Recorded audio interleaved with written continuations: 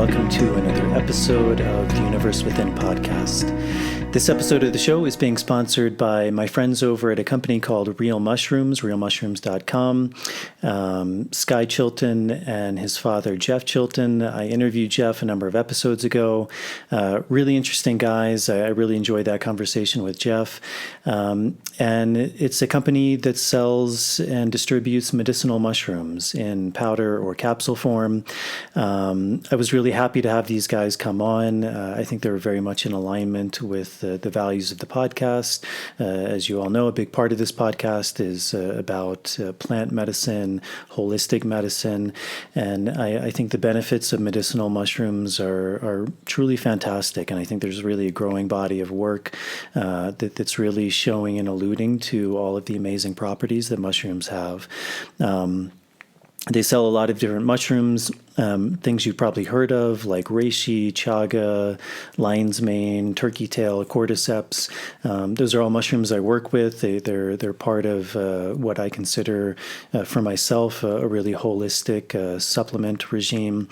And the thing I really love about their company, not only are they really good guys, I think they're really ethical guys, but the product is really amazing. It's all 100% mushrooms. They're organic, and that's really rare. For better or for worse, the supplement industry is highly unregulated, and so often when you get supplements, you don't necessarily know what you're getting. You may be getting some mushroom, you may be getting a bunch of fillers and other things.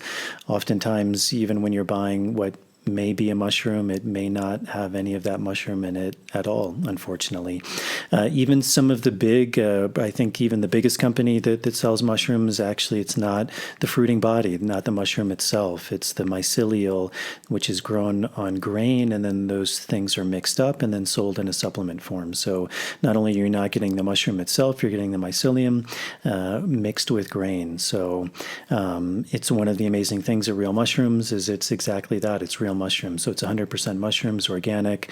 So you're getting a really good product. You're getting the actual fruiting body, the mushroom itself, 100% of that. And again, just really great guys. I'm really happy to have them on and supporting this podcast.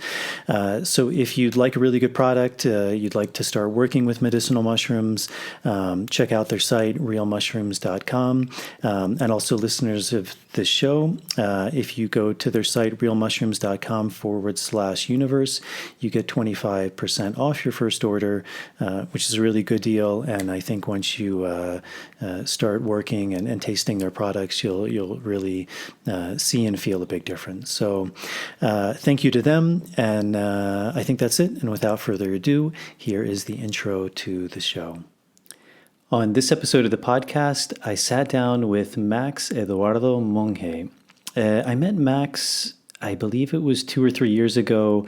We mentioned it a little bit at the beginning of the podcast in a temazcal, a traditional sweat lodge that we were both in, and we connected a bit, and I was really just impressed by him. I didn't know a lot about his story, but I knew he had been working with plants, with ayahuasca, with Shipibo. I really wanted to sit down and talk to him more for a long time, but for different reasons, it didn't happen. We connected recently, and I invited him on, and graciously he accepted. And I was really happy. I think he just is really a good spokesperson, a good ambassador for this work. I think it's really apparent the work he's done on himself, the traditions he's studied in, and the way he speaks and what he's speaking about. So I think anyone who's interested in ayahuasca and plant medicine work in general will find this conversation really fascinating. We talked about his background, about ayahuasca, about the Shipibo, about plant dietas, about knowledge, wisdom, indigenous traditions and cosmovisions versus more Western cosmovisions, the power of myth, psychotherapy, family constellations, a lot. We packed in a lot, I think, in 2 hours. So I hope you enjoy this conversation. As always, if you're able to support this podcast, that's a really big help to me. Patreon is a really good way. It's a website. You can sign up for as little as $1 a month. There's different tiers you can sign up for. Those tiers give you different things back, things like early access to shows, bonus material, Q&As. To all the people who are supporting that way, to all the patrons, as always, thank you very much for your support. It really means means a lot. And if you feel like you're gaining something from this podcast and you'd like to give back, that's really I think the best way. If you're not able to do that, as always, helping with the algorithms is a really big help. So if you're viewing this on YouTube or Rumble, hitting the subscribe button, turning on the notification bell, liking the video, leaving any questions or comments in the comment section. And if you're listening to this on Apple Podcast and Spotify are the big ones, leaving a starred rating and a short review. Also, for anyone who's interested in working with myself and my colleague Merav Artzi, when this comes out, we have an upcoming plant dieta in Canada, which I believe we're sold out for now in August, and then we still have spaces left in our November retreat in the Sacred Valley of Peru. So if you'd like more information about that, you can check out my website at nicotianarustica.org. I'll put a link to that in the show notes. Also, a documentary just came out featuring myself and Merav by our friend Luis Soledad, which was really beautifully done. So if you'd like to view that, maybe I'll put a link to that in the show notes too, or you can just find it on the YouTube version of this channel, Universe Within Podcast.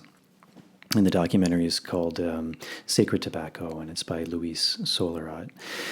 So I think that's it for the intro. I hope this finds you all well. I hope you enjoy this conversation with Max. As I said, I really enjoyed it, and I think you all will gain a lot from his wisdom. Running out from the maze, running out of the maze today. Running out from the maze, running out from the maze, running out from the maze today. I'm running out from the maze, running out from the maze, run out of the maze today. Great, Max. It's good seeing you. It's been a while. It's probably been, I don't know, maybe a year, 2 years even since we met. I think, correct me if I'm wrong, but I think we met in maybe a temazcal. Yes, I dragged you after the temazcal to your house in Guaran. Yeah. Was that with Marcela? Yeah, it was with Marcela. Yeah. Yeah, that was a beautiful temazcal, and I connected with you really well. I thought you were really interesting, and we're kind of on a similar path. So maybe to start, you can just introduce yourself to the audience, who you are, what kind of work you do, and also what led you on your journey to get to the place in life that you're at right now. Well, I study psychology, and the main thing I do is psychotherapy. I work with clients.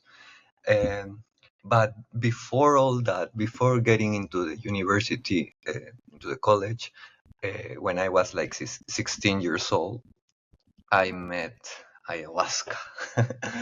It was a really random meeting, actually. I didn't look for it. I didn't knew anything about the plant. And in a blink of my eyes, I were in a ceremony, well, I was 16. But since that moment, I get a deep connection with the plant. I would like to say because it was really nice and really like fluid, but actually the first year or the first period was done in a really bad conditions. The person that gave me ayahuasca when I was 16 was a person that didn't care about the process of the people, and definitely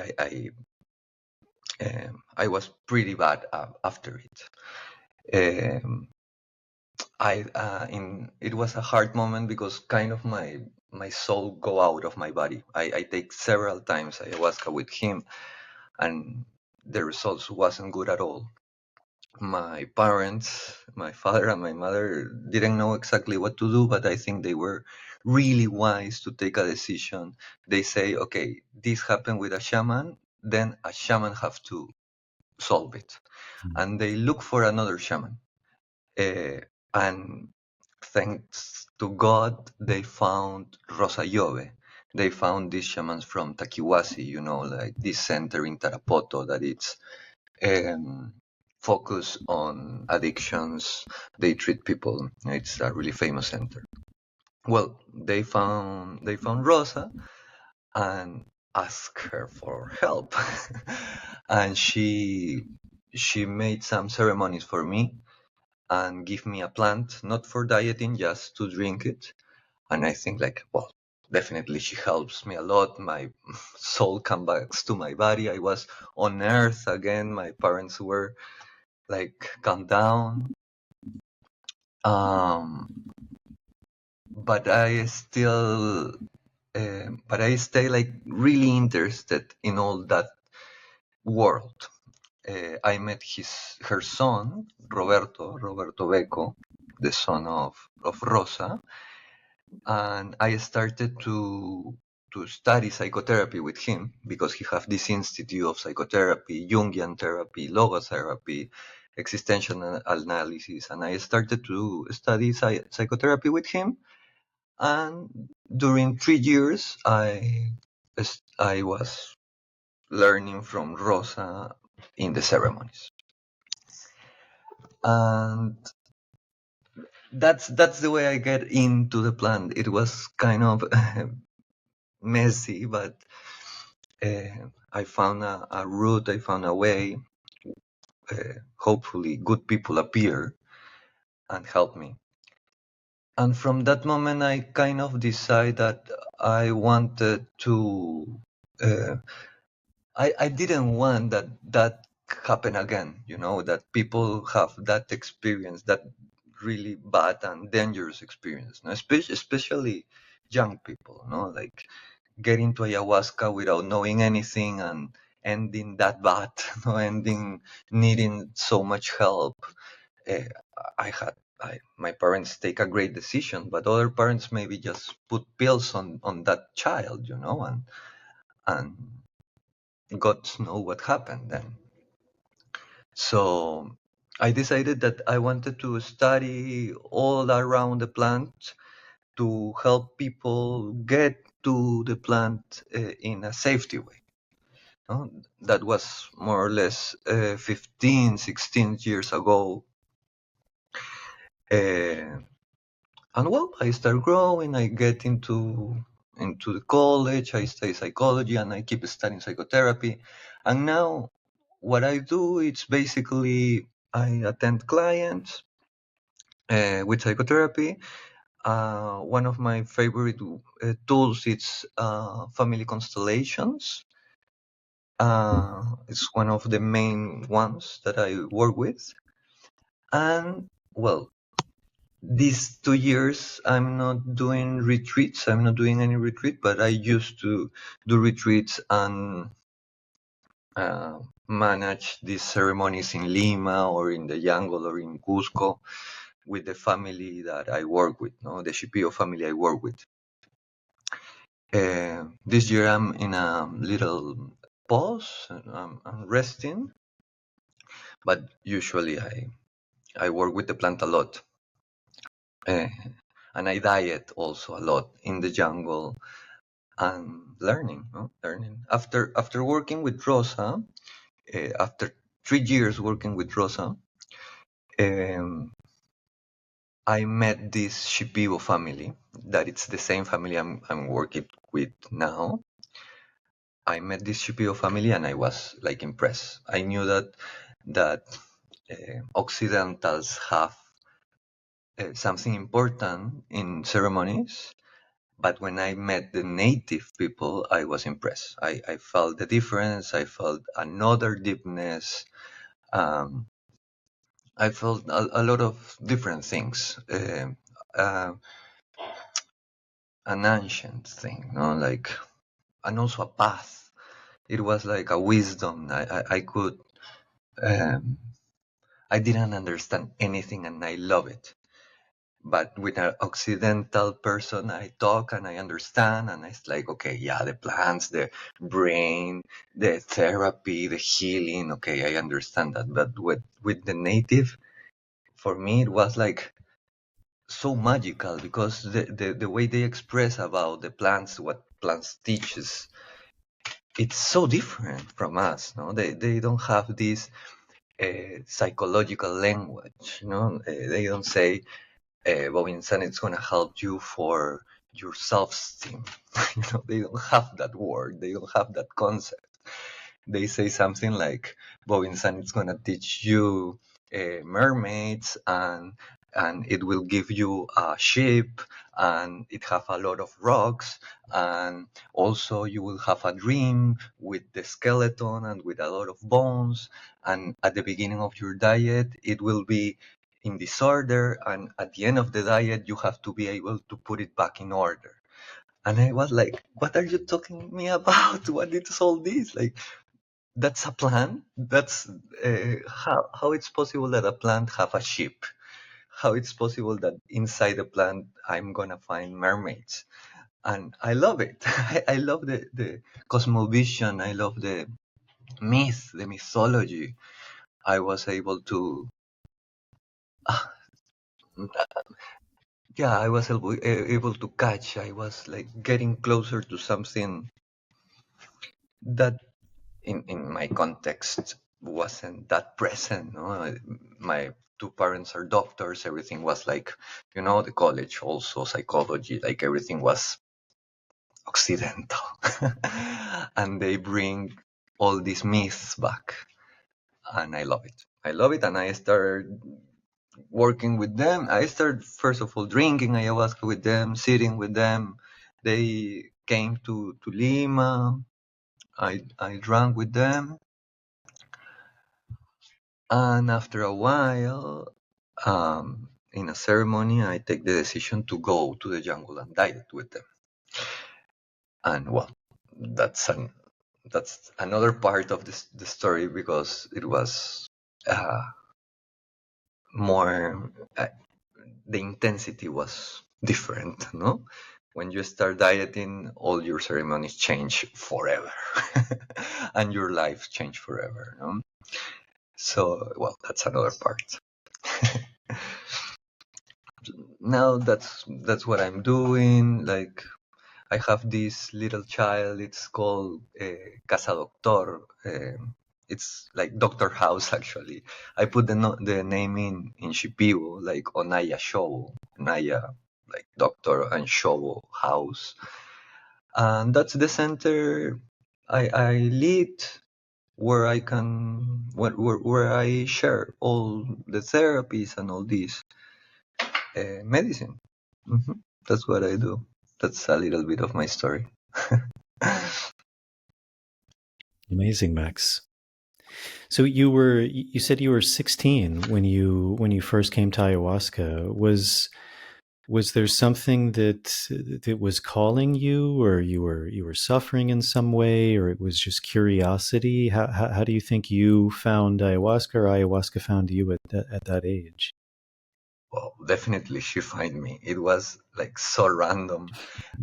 But that's something interesting too, because now I hear a lot of people get into ayahuasca because they want to heal. In that moment, I didn't knew I needed to heal. I just wanted to. I was looking for self-knowledge.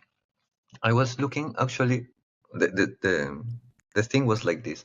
I went to a library to buy a book of Socrates. I didn't knew Socrates didn't write any book. I get into the library and I tell the girl, like, I want a book of Socrates. And she told me, like, there is no books of Socrates, but what are you looking for? And I said, like, well, this phrase he have, like, know yourself and you will know the universe. I like it. I want to know myself. For that, you have to take ayahuasca. And I was like, what's that? Wait for me at the end of my work. Wait for me at 9 p.m. and I will show you. And I was like, okay. I was with a friend of mine of the school. I was in the school, in ninth grade, and we both say okay, and we wait for her in the park. She came out and she take us to a ceremony. You cannot imagine how it was. It was terrific. I wasn't prepared at all. I didn't knew what's gonna happen, and and that girl that took me there, I think, well, she had something strange in her mind, but things happen like that. I was looking for self knowledge, like knowing myself more. I was looking for a spiritual path because in my family there is a lot of spirituality. Like my grandma, my father, my mother, they work a lot his spirituality, but in a different way, no, with the church, like in a Catholic way. And I was okay with it, but it lacked magic. So I was looking for another thing, and that's how I get to a library, and after that to ayahuasca. And So after that, it's Rosa. interesting. Yeah.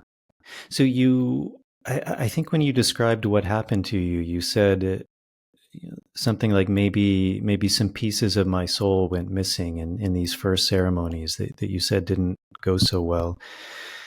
And only if you feel comfortable talking about it, but could you speak more about maybe in retrospect and in the place you're at now, what you think happened in those first ceremonies, and maybe more in depth of how meeting Rosa, maybe her worldview, her cosmovision, the act of dieting a plant, working with these people at Takiwasi, how that brought into wholeness what happened with you in those early ceremonies? I think that there wasn't any structure, so I get into a ceremony without any preparation, any diet. I just drink the plant because of the effects. I was understanding that something important was there, but I couldn't take it. And what I started to feel was really strange. I started to feel that I couldn't put my feet on the earth. I like floating during 1 week or 2 weeks, and after that I start talking with my mom and with my dad, like really strangely, um like a dissociation, um um and what Rosa gave me was structure, earth, and of course a lot of uh, energetical work uh, to solve some cables that were disconnected. I think, no, in the visions, I think I went too far. Now I can say that I went too far. I flew too far, and the shaman didn't make the work to help me to come back. No, my mind was still in those magical places, in those castles, in the universe, in the planets. I didn't realize how important it's to clean my cup. I was thinking all day in, I don't know, like colors, but I couldn't put my my focus, my point of view in something from here. I stopped doing my homeworks and stuff. No, I almost missed the school, and I think Rosa did the work to bringing myself back. She brought myself back. That it's something that now I have seen a lot, no, in a ceremony with someone, some patient, it's like really dizzy, with a big variación, like so hard. What the master says is that her soul, it's like really far, and they have to bring it back, and it's a marvelous work how they say that putting the soul back into the body, it's like putting this este hilo. Let me. Thread. Yeah. Yes, this thread in the nail, and and the soul have to pass from the crown to through all the columna, the The spinal spine. Yeah. cord. Yeah, and that it's a really delicate work, no, until it gets to the first chakra, to the banco, to the seat, and until the soul of the person can sit in his hips, no, and it's like a really fine, delicate work. So there is a work with the soul during the ceremony, during those states of consciousness, no, that if the shaman doesn't know how to do it or don't want to do it, yeah, the patients, the participants can be really bad, could have a really bad experience after the ceremony or during the ceremony. Hmm. Yeah, I didn't know if I answered your question. Yeah. Yeah. Yeah. It's interesting. You said your parents are doctors, and at the same time, when you had that difficult experience, they had the wisdom or the intuition to, and instead of going to maybe their own line of work, Occidental Western medicine, they went to another shaman. I mean, that's quite amazing in a way. Do you think your parents were open to that, or like what was that sense that you think that made them go that direction? Because that's quite a rare thing that I think parents would do. Yeah, I think they got the intuition. They knew that they knew it. I don't know why. They didn't know why, but they knew it. That was the way. Um, uh, Later, they told me something like they study about the ayahuasca in the university. They heard about Mm. the plant. They knew something. But also their spirituality, like they believe a lot in uh, the energy. They told me when I was like a kid, they always told me we know how to heal the body, but we know nothing about the soul. So when I was a kid, we have those conversations. Well, the usual conversation was sickness and all kind of pathologies, like everything that can make the body suffer. They talk about the body and all that word. Uh, but the other conversation was there is something else. There is something else. There is a soul. There is something we don't know that we cannot touch. So in that moment, I think that notion guide them. Hmm. Yeah, Wow. they're pretty good parents. It's interesting. I think it is something that a lot of people, as you said, they seek out ayahuasca for healing. But it was interesting. You said you used the example of Socrates and this idea of know thyself, and you also mentioned the Shipibo, and it's very interesting because even the Shipibo word for ayahuasca, uni, it's often translated something along the lines of knowledge, and I think that's something that maybe in a lot of maybe more Western ideas of ayahuasca,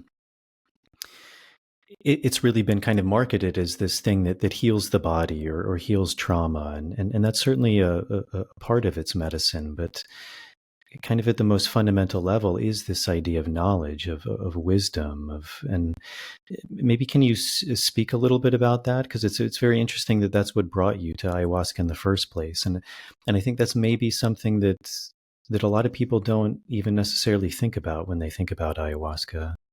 Mm. Well, I think a lot of people are looking for a spiritual experience, no, this peak experience, but not necessarily a spiritual path. And I think that ayahuasca, well, not ayahuasca, but plant medicine, it's a spiritual plant. It's a spiritual path. We are really used to call it medicine, right? But I think ayahuasca it's a lot more than just a medicine. I think it's the most lovely characteristic of ayahuasca that she can heal us. But I think there are other angles of it. We have to remember that native used to take ayahuasca to find out if their partner is being unfaithful to him. No, they say. I remember Rosa saying ayahuasca was called the television of the mountain, the television of the jungle. So they drink it when they were apart to see if my partner is cheating on me. No? So I think that more than it's not only a medicine, it's a technology. It's a technology to develop capacities to heal. It's also a master. You can learn. Shipibo said that they learn how to build these malocas that are like really complex by plants. No, so it's another way of knowing, not only knowing wisdom. Well, everything is wisdom. Building a house is wisdom, but not only wisdom, but also knowing how to live, knowing practical stuff. Um, it's another way to know the reality, to study the reality. It's a method of studying too. You can study like the shapes, and after that develop a house, for example. You can study like how to mix plants and develop a remedy. You can study the animal and develop, I don't know, like a craft or some art. So ayahuasca helps you to study the reality and also to study the human reality, not only the creation, but the human reality too. And of course, to heal, no? and to evolve, no? Because it helps you to develop some capacities, like this remote view, for example. I think it's something funny, but well, also with the Toe, for example, no, the Floripondio, that it's really known because they take it to know who stole my things. No, so they drink it 3 times and they can go back in the past, get into that place and see what happened. No, these plants have that property. So I think the plants help us to study different dimensions of the consciousness, but it's something really delicate. No, it's something really like I think you have to be a psychonaut, but really experienced, because they say that you can get lost too. Like in those trips, there is a risk if you don't know how to manage your soul. No? You can get lost in those dimensions. So yeah, when I talk with the Shipibos, when they told me about the medicine, I found it I found it more like a technology, like a master, and of course, as you said, they call it uni, that it's to know. hmm Well, that what came to my mind. Um. Oh yeah, later. Yeah, but So that you began dieting at Takiwasi, and Takiwasi is in Peru, and it's in the high jungle. It's a very well known center that does a lot of work, especially with addicts, with men. I wasn't. Very well I known. was Very in Takiwasi. I worked with Rosa in Lima. She used to travel to okay. Lima. Okay. She used to travel to Okay. Lima, and I met her here in Lima, and she did ceremonies in Lima, and I went to every single ceremony during 3 Okay. years. And well, she gave me the Yeah. plant, but I didn't get into Takiwasi. But I Okay. know the two people I know from there. It was Rosa and Rosa's son, that is called Roberto. That was my teacher of Okay. psychotherapy. So when Rosa prescribed you this dieta, this diet, and then further down the line, you're also dieting with this Shipibo family. I, I would imagine a lot of people listening to this are familiar with the dieta, but for someone who's not familiar with dieting a plant, can you describe that just kind of in general terms, and then to whatever degree you feel comfortable, maybe sharing a bit about what that process was like for you as well? hmm the first diet with Rosa, she told me that it gonna makes me have some more structure, and that's all. If I don't have any restriction, actually. She gave me the plan. It was a contention. I don't know if you say contention, but it's like a plan that will like mm, close the process, for saying some way. I didn't have any restriction. With the Shipibos, well, the Shipibos are tough. They are really strict. I had a lot of restrictions, but if I have to describe a dieta, as I was saying before, I ask them like, what I'm gonna take, and they say like zapote renaco, or they say huayra caspi, and I ask back and said, okay, and what's that? And they say it's a medicine, it's a plant that will teach you, that will teach you. End of the story. They don't say nothing else. You have to keep asking, and if you keep asking, what they are gonna do is tell you a story. No, for example, I don't know, Ayauma. When I keep asking about the Ayauma, they say, it have big teeth. It have big teeth in his chest, and it's a really good protector. Wow, that was a lot of information for them. No, or they say, oh, it's a tree, it's a spirit that don't have any head. Marvelous. I'm gonna diet a spirit that don't have any head. Can you tell me anything else, please?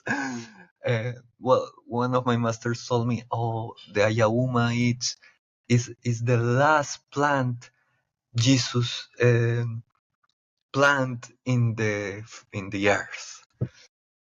Great. I'm gonna diet it. You know, uh, they the Shipibos were really clear to me. They asked me, "Do you want to heal something, or do you want to learn?" And since the first diet, I told them, "I want to learn. I'm here to learn." After, like when I started the process, I understood that learning it's the same as healing, no, but the main intention was learning. So they treat me like a shaman. They told me, okay, then we are gonna train you as a shaman. No, you don't need a treatment. You're not gonna diet for a treatment. You're not gonna diet because you're feeling bad. You are gonna diet to learn the world of the plants. So I don't know, it's like a different approach. I think it's a different approach at the beginning. No, I think it's different going to a diet to heal something or going into a diet to learn. My first diet with the Shipibos, I was 19. I was 19 years old. And to get to that town, I got to take a boat 2 days long. I get to Pucallpa. I go up in this ship, big ship from wood. It was a ship for wood.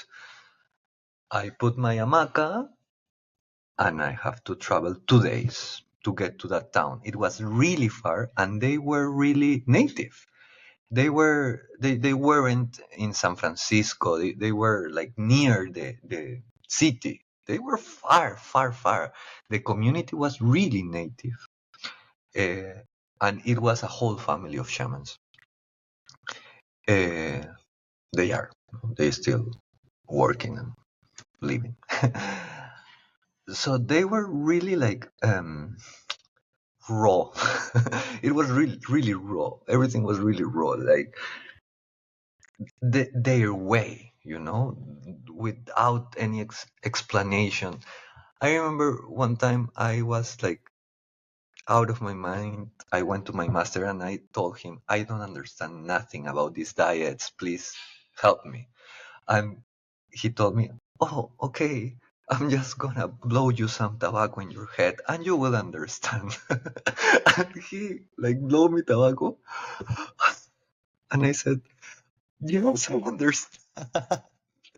It was another language. It was like so energetical. Everything was another word. So for me, dieting, it's like getting into another world. If you want a diet for healing or a diet for learning, but I think it's getting into another world. It's getting to the invisible world. It's getting to the imaginal interface. Like this middle between the sky and the earth. I think it's getting to the it's getting there. It's getting to invisible world. For say poetically, for say something different about the diets. I think also it's getting into the journey of finding your own myth because of the dreams, because of the experiences, the state of the consciousness, the conscious state you are in, everything start getting another meaning. So symbols appear, like objects have another meaning, and those symbols can make this myth, this your own myth. And with that, with that you can work, you can sing, you can make the icaros, you can understand the icaros that plants are asking you to sing, and also you can live happy because life is alive. Life is alive. Life, the object, it's not only the object it's something else. It have a meaning, it have another dimension, it have something invisible, so you can connect to something deeper. Life is alive. The tree, it's not only a tree, it's a being. And with that re-enchant, like, I don't know how to say it in English, re-encantamiento, like to be enchanted, re-enchanted of the life. Yeah, I think you became more happy.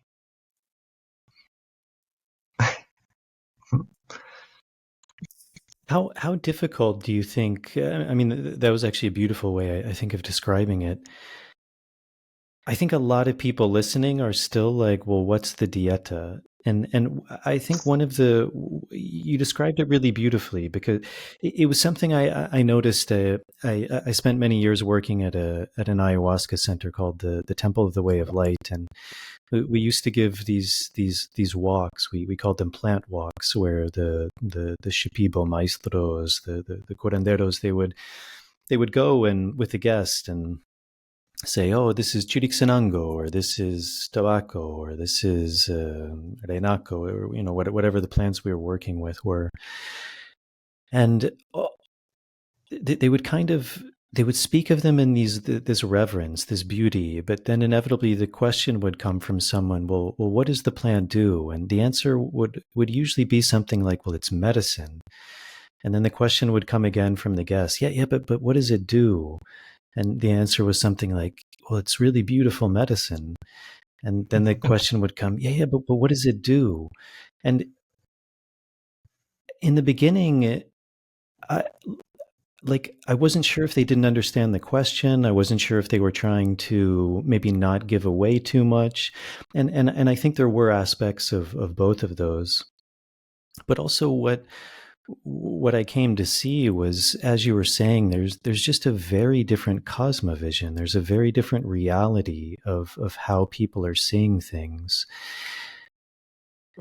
So maybe from your experience, what was that like, really trying to bridge the cosmovision, the worldview, the Western worldview that you were raised in, to this completely new and for most people a very foreign cosmovision, something very different, as you said, where an object isn't just an object that has a name, that there's actually an aliveness to it, that there's something very different that I think these plants can begin to open us to, which is also very difficult to put into words.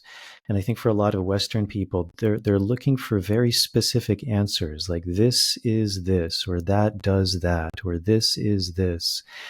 And I think one of the real challenges is beginning to create space from that. And as you said, in a way, to stand more in that space of not knowing, or the enchantment, the magic, the mystery, which interestingly is also a place of knowing, but it's knowing not necessarily from the mind, but it's a different type of knowing.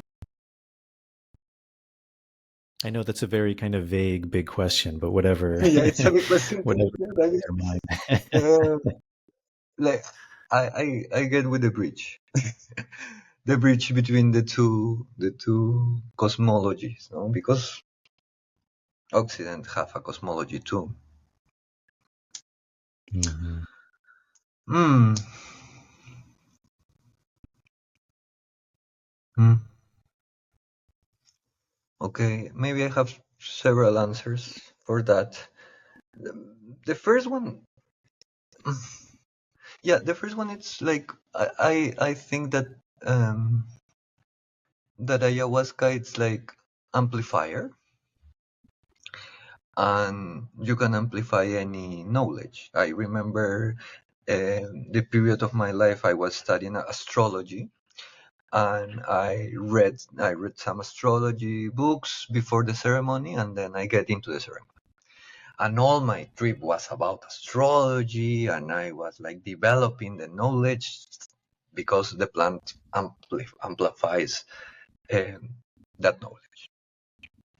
So in that sense, anything can be mixed, for saying some way, no? Like you can put inside the vision of the plant, inside the ceremony, anything, and the plant will give you a point of view. It will give you some more insights. So that bridge, I think, it's something that ayahuasca is doing too. That not only us, uh, uh, like ayahuasca is weaving to that bridge between the societies, the cosmology, the minds. The other thing is that Mm,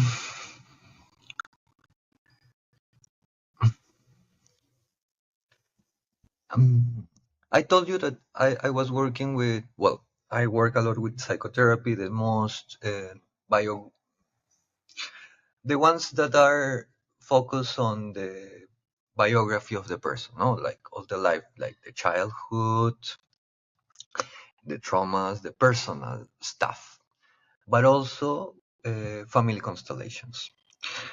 But also we have a society. And also we have this Jungian perspective that talks about the unconscious, the collective unconscious. Okay, so with those models, with those perspective, what I see, it's like different dimensions of the soul, or for the unconscious. No, this individual unconscious, family unconscious, um, tribal or group unconscious, and then a collective unconscious, no, something even bigger. I think that's a really good map for understanding what is happening in the in the ceremonies, in ayahuasca experience, in the diets too, no, because in the diets I think that the collective unconscious opens a lot, and you are not only with yourself, you are also with something bigger. No, I think it's a good map, these soul dimensions, to understand where you're moving through during your conscious expansion, um, and where you have to solve something to keep traveling until you get to this wisdom or silence or emptiness. Uh, I think that, like the masters have told me, no, yeah, visions, but you have to keep going. Don't stay in the visions. Just keep going. Go farther and farther and farther, and keep navigating. Keep traveling farther until you get to peace. Until you get to the purity, for saying some way. Now, and that's more like a Zen perspective, no, a Buddhist perspective. After all those layers of the soul, after you solve everything with your family and your ancestors and the society and the human experiences that are uh, so different, you get to the silence.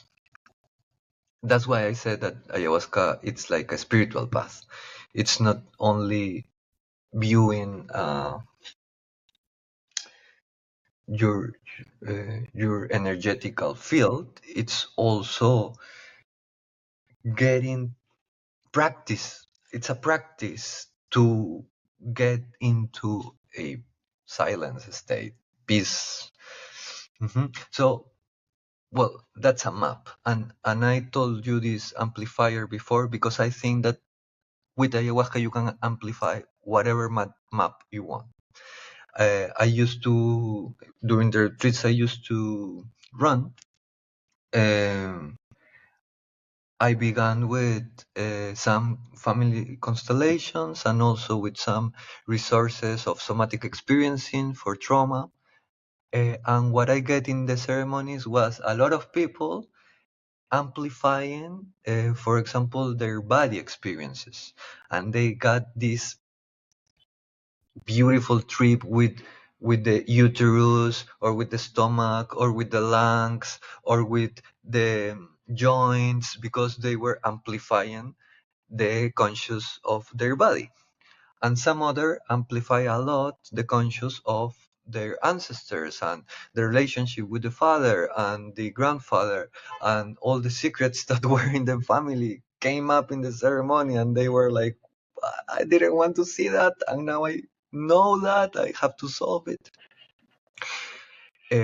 Also, if we have a retreat and we start the retreat talking about spirituality, and some people said, okay, I want to know something about the meaning of the life, and we start talking about the meaning of the life, I'm sure that in the ceremony that concept will be amplified. So during the ceremony, you can amplify whatever. So it's really important what's the map you use, because ayahuasca can receive it all. And in that case, my masters told me they are coming to an ayahuasca retreat. First, let the plant work, and after the first and the second ceremony, do your therapy work to order the things that ayahuasca show. No, don't open issues with other tools. Let ayahuasca open the issues, and you just put them in order if they need it. Yeah, those Shipibos like view it. No, they say like, no, I want them more. They start the ceremony like so open, and they go so far. No, we need to start more in connection with the plant. And I was like, wow, you're so wise. Okay, so to make that bridge, first of all, we need to be really clear in what maps we are using. What are the maps we are using? If we start a retreat with the Shipibo cosmovision, they start seeing like the tigers and the spirits, no, because they amplify that, no. We have to be very clear about what's the map, the occidental map we are using, and we need to at least know something about the Shipibo map. No, I think there are several maps in the Shipibo cosmovision that are really important. For example, cleaning the stomach. It's like the first step ever for them. No, like your stomach have to be clean. After your stomach, you can come here and open your heart. After that, you can open your vision. After that, you can serve your community and work. But first of all, clean your stomach. It's like the first step. Well, and there are several maps in Shipibo cosmovision for several things, like different things. But also, no, like I think it's important to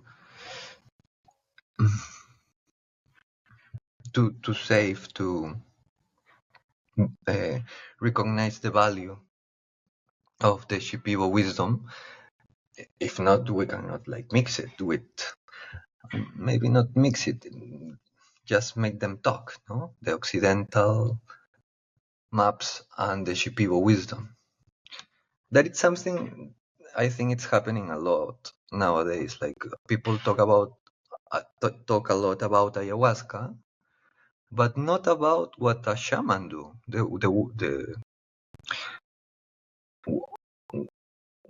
All the work that the shaman have to do, no, all the things that a shaman have to know how to do, how the shaman use his wisdom, because he use it in a really practical ways, no, so many practical ways.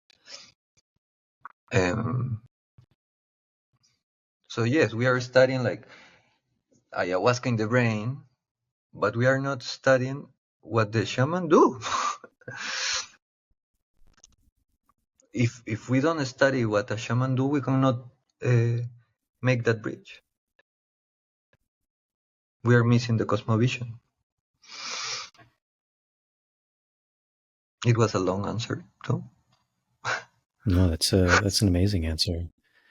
I mean, I think that's a really good segue. Can you speak a little bit about, from your experience, what is the role of the shaman? Because I think you're really correct. As this work does begin to go out more into a Western audience, you know, a number of years ago, I was at a conference called the MAPS conference. The MAPS is a big kind of psychedelic therapy, multidisciplinary association of psychedelic studies, I think it's called, that's based in the US. And um, I was there, and I had a little break, and I went to a talk about iboga.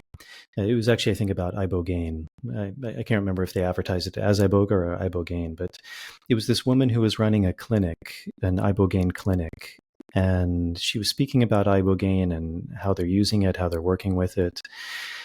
And after a while, a guy from the audience stood up and he said, well, I actually worked with iboga. I went to Gabon or Cameroon or somewhere, and he worked with iboga. And he said, it's interesting because you're just speaking about ibogaine, but you're not speaking about the music. You're not speaking about the shaman. You're not speaking about the ceremony. And he said for him, all of those things had a very profound impact on his experience. And I remember the woman, she just said, well, we don't work with that. And there can be a validity in that. I mean, that is her truth, that she doesn't work with that. But he was also said in a way that I think really disregarded the power of it or the importance of it, as if everything could be reduced down to this one alkaloid and that could fix everything. And I think as this word gets out, part of the beauty of the Western mind is this kind of evolutionary, expansive reductionism, specializing, really, really refining things. And it seems like a lot of what's happening with ayahuasca is that very thing. It's a refining, a reducing, a trying to spread it. But with that, some things are very difficult in that more Western framework to replicate. Something like the shaman or his wisdom, his worldview, what he's doing. And so it seems like that's something that's really getting lost. And I think also people, as you said, forgetting the importance of it, that there's a whole field there. There's a whole wisdom, a tradition, a power. So is that maybe, and again, I know this is a big question, but can you speak a little bit to that about from your time with the Shipibo or from wherever you draw, like what, and I know you're not going to have, all of the answers, but just kind of from your experience or from your talks, your experience, what you found some of the role of the curandero, the shaman, to be, and why that was so important. Yeah. For me, it's really clear nowadays that there is a difference between facilitators and shamans. Facilitators can hold the space, can maybe put some protections, they can open and call some spirits. But shamans are doctors. They do surgery, like cirugía. they Surgery, yeah. use surgery, exactly. They do surgery. They're doctors. So yeah, they can be facilitators that hold the space for a good experience. But doing surgery, it's another story. No, for doing surgery, you have to understand a lot of things about the body, about the fluids, the essences, the smells. For me, plant medicine path, it's like Ayurveda. It's like Chinese medicine. If you listen to them, to the Chinese, for example, no, they talk about um, coldness and hotness. No, you have a cold inside the body, no, or you have too much heat. Your body is too warm. Shipibus talk about exactly the same. Okay, how does Shipibus take out the coldness from your body? They need to manage that energy. And for me, it's so poetical because for example, they use um, the mountains, the white mountains. They ask um, the chief of the white mountains to come here and pick up the coldness energy. Please take the coldness of this body and take it out. No? So they are working with the spirits, with their diets.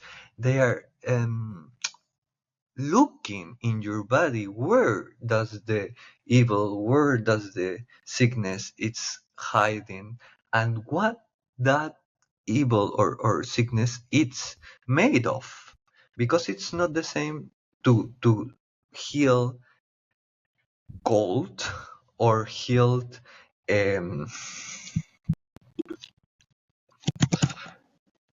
phlegm, or heal the blood, or heal something related to sexuality, or something related to a fear. They use colors, they use animals, they use um, odor, smells, Odors and aromas. smells. They use energetically. They bring those energies. They also call spirits, but they move energies. I think they move energies, no? And I think there is a difference between spirits and energies, no? Because you are moving the energy of cold, but also you can call the spirit of coldness. No, I think it's a difference. So, and another thing about shamans that Castañeda make it really clear, but I think we don't want to listen because it's something really hard. It's that shamans have power. Power. I think we don't understand the magnitude, the amount of power that a person can develop if that person develop its train itself. You can see a shaman that have a lot of power, and you can compare it with a shaman that don't have any power, or not any, but less power. No, and not only because of the amount of the diets, but because of the how those diets last. It's not the same doing one diet for 2 years than doing, I don't know, 10 diets of 3 months. No, a shaman that hold a diet of 2 years develop, I think, a different power of someone that diet 10 times but 3 months. And here we get into the Muraya concept. No, I don't think any abuelo of nobody have been a Muraya, because if we understand what they say about Murayas, they are talking about miracles. They are talking about Jesus. They are talking about these people that can touch you and heal you. No, and I think that's a saint. There is people in the world that have get to that place, and I'm sure there is people in the jungle that have get to that place. No, in Lima, well, Santa Rosa de Lima, San Martín de Porres, and a lot of saints in the India, that can manifest food, manifest things. They say the same about Murayas, that they can make food appear. So that's a level of power that I think it's missing for a lot of time, like at least 4 generations. But the power. What I want to say is about the power, no, the power that a human being can achieve. No, Buddha talk about the siddhis, no, the powers of the mind, the powers of the human. And a shaman have those powers. And of course they can use it for good or for bad. No, I have heard a lot. It's a joke, no, but they say, "Oh, if I light up this mapacho, that girl will come immediately." No, I just light it up and she's here, no, because I have power. No, and no, that was something a kid said. No, they have no power, but they knew that they could develop that's possible, and you can do that in this realm, no, like calling a girl, and you can do that in ceremony. You have the power to take out from the body a sickness. You have the power to make a soul come back faster or slower.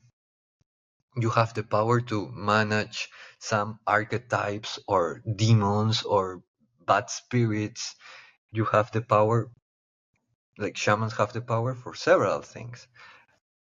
And I think that facilitators nowadays don't want to recognize that power it's a thing that must be developed, and that when they work with plants, it's necessary to help them, to help the participant to maintain a structure, to maintain himself stable, no? For something like that. Well, power. Hopefully, all shamans use their power for good, no? Ayahuasca can be a weapon too. Ayahuasca it's a technology. You can use it as a weapon too. So I think the shaman during the ceremony is doing a lot of things, a lot of actions. It's putting, it's taking out, it's calling, and it's putting protections, it's moving energies. For me, was always strange to hear the indication a person that's gonna drink ayahuasca for the first time. Of course, the indication is get in your seat and just give yourself to the plant. No, yes, surrender and be there. But a shaman, it's constantly having a dialogue with the plant. He's like he's interacting, no? And some participants too interact with the visions, no? They get in, get out, get into the water, get into the forest, to look for the soul of the person, etc. So the visions, it's not something to see, it's something to do. When you have visions, then you have to interact and do some things, because some visions you have to clean it up, some visions you have to open it. So now in psychotherapy, in these integration groups, we have this concept, non-directivity. No? Don't get into the process of the person and let the inner master to work. Well, shamans do direct, because they are not directing something else, like the big spirit it's directing them, and that's why they are like like how you say, like a car, he's riding they are riding the car, no? Driving they're driving the car. If they see a vision that they don't like, they immediately take it out. They are not going to think, oh, maybe this is important for the participant, I will let it be there with that black cloud in his mind. Oh, okay, I will let him be in the process. No, it's a black cloud, take it out. No, and if you have the strength to take it out, take it out. I think they have really clear things to do, and they do it. Well, I think in integration therapy, that's also important. Non-directivity means the cosmovision. If you're trying to make a non-directive process, maybe you are not letting space for all the wisdom that it's around. I think the ego of the client and the ego of the therapist don't have to direct the session, but something else is driving it. And the therapist have to work a lot to make himself or herself letting being drive for that big spirit. It's not easy to get get guide. It's more easy to get guided by your mind. Mm. It's not easy getting guided by the big spirit for an integration session in which you get into the essential and anything that needs to appear appears. Mhm. Well, something like that. That was amazingly put. I also see something similar. It seems like in a lot of maybe cosmovisions that the people are coming with, it's maybe coming from this more Western, or we could even say like Eastern view of light and kind of guru and this kind of new agey cosmovision. But as you were saying, these things do seem to be very fundamental parts of these indigenous cosmovisions, like the Shipibo, that this ideas of power, and that power is actually something that's necessary. And I think in a lot of our societies, we've moved away from that. We view power as something that's bad because we actually only see somehow the dark side of it, but we don't see the goodness of it. And also, as you said, the reality of it. Like all of these things can be good or bad, but you also can't fight reality. And power is something. And if you have someone who's powerful versus someone who's weak, the person who's powerful is going to win. And, even if you extrapolate that out to political situations now around the world, like power is real and it has its utility.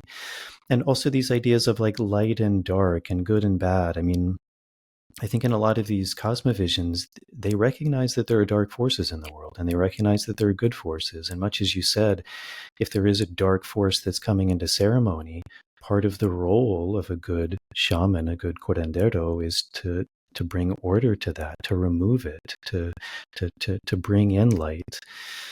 And also, as you said, I think this idea of there's also a lot, I think, of in some of these circles, this idea that you very well said, which is there's kind of this apprehension of directing, of doing. It's kind of this idea that you just kind of lay there and whatever happens, happens, and it is what it is. But, it always reminds me, and because you also mentioned, I think, these other traditional systems like Chinese medicine, there's a very beautiful concept in Chinese medicine called Wu Wei, which is this balance of action and non-action, and that all of life, there's a time for action and there's a time for non-action. There's a time for sitting up, there's a time for directing, there's a time for fighting or battling or doing, and there's a time for sitting back and surrendering and letting go and allowing. But that both of those have a very strong power and a very strong reality to them.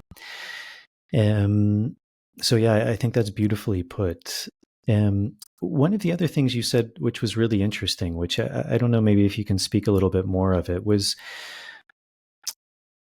you were speaking about when you were asking some of your Shipibo teachers, like what are these plants? What is Ayahuma? And it was very kind of difficult to get an answer out. But at a certain point, they said something like Ayahuma is a very strong protector spirit, or a very strong protector tree. And you were also speaking about this idea that these plants like ayahuasca are very powerful amplifiers, so that if you go in and you're really interested about cosmology or astrology or ancient civilizations that very well may come up in your mediación, in your vision.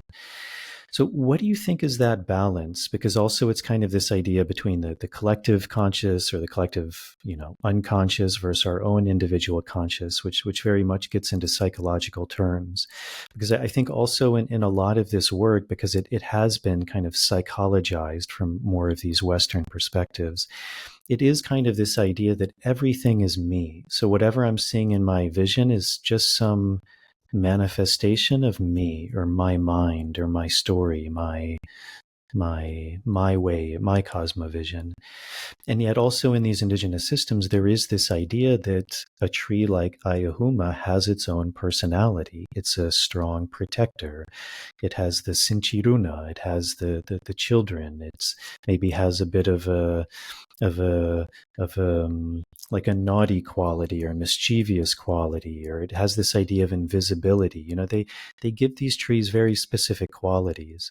So again, this is quite a big question, but where do you think is this balance between something that's just personal to our experience, like I come in and ayahuasca, these plants only amplify my experience, versus an innate quality that potentially these plants have, such as, for example, ayahuasca and kind of the qualities that you describe, or people will often describe qualities of ayahuasca. Like, very interestingly, people will maybe experience it in a similar way, even coming from very different cultures. And so how much do you think of the ceremony is just something that's happening within the individual versus these more kind of collective archetypes that these indigenous people are speaking about? Big question, Max. So let's see what you got. Yeah, it's a big question. Mm. I think there is something about the first intention. When you start a diet, like trying to heal something specific, you're like bringing something to the master and says, like, please help me to solve this. So maybe the plant cannot show you all his qualities and whatever thing the plant wants to show, because you are asking for something specific. But when you start the ceremony or the diet asking just for learning, then the plant opens as she will. There is a lot of possibilities, a lot of characteristics that can be shown. So there is people that reduce, not amplify, reduce its intention. Like with their intention, they reduce the experience to something really individual. They amplify their individuality. And there is other people that are open to that openness. They're open to that big possibility. So first of all, I say something about that. The first intention. I think it. Um, then about the archetypes. Uh, mm,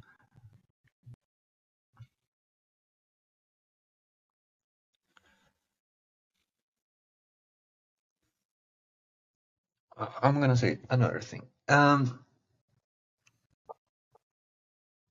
That's why I love the myth, working with the myth, because when you turn your experience in when you collect symbols, when you find a myth, your own myth, the myth can express itself in the different layers of the soul, in the different dimensions.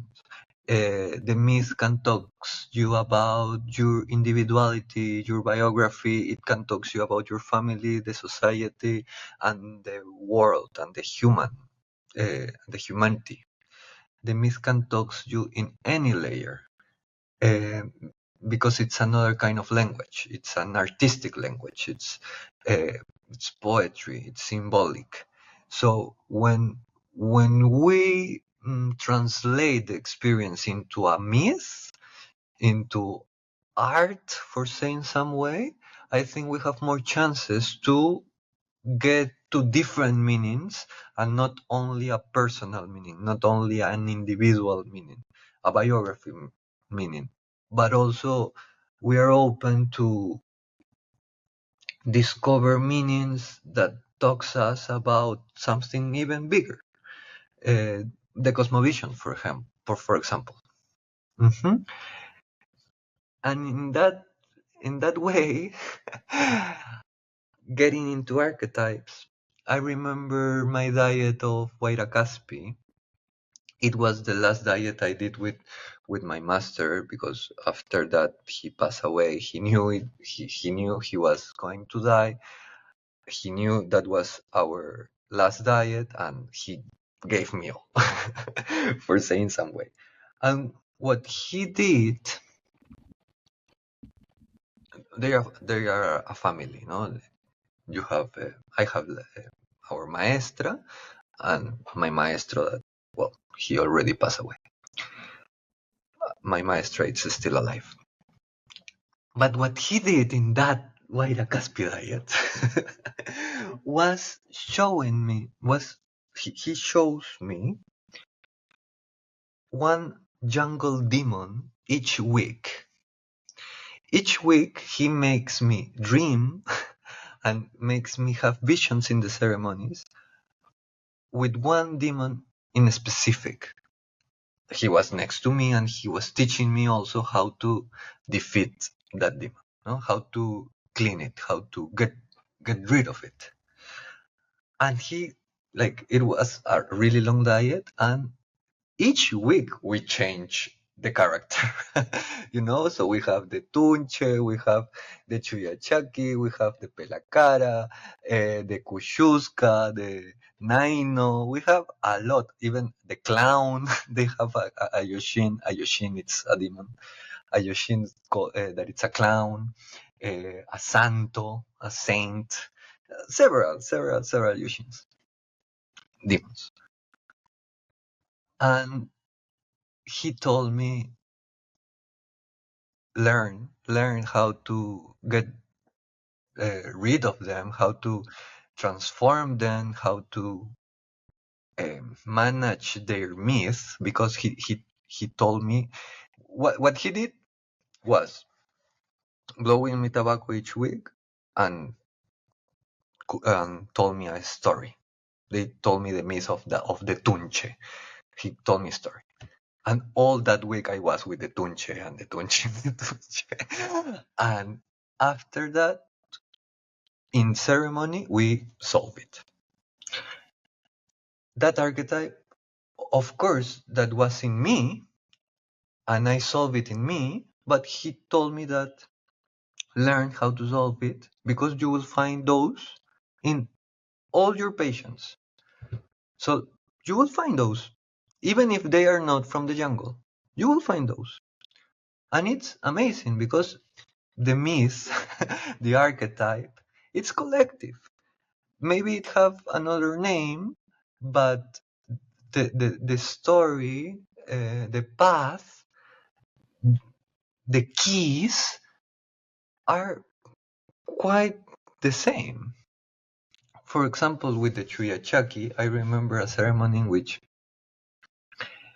there was this guy that have no meaning in his life. He was in a big depression. He was loose.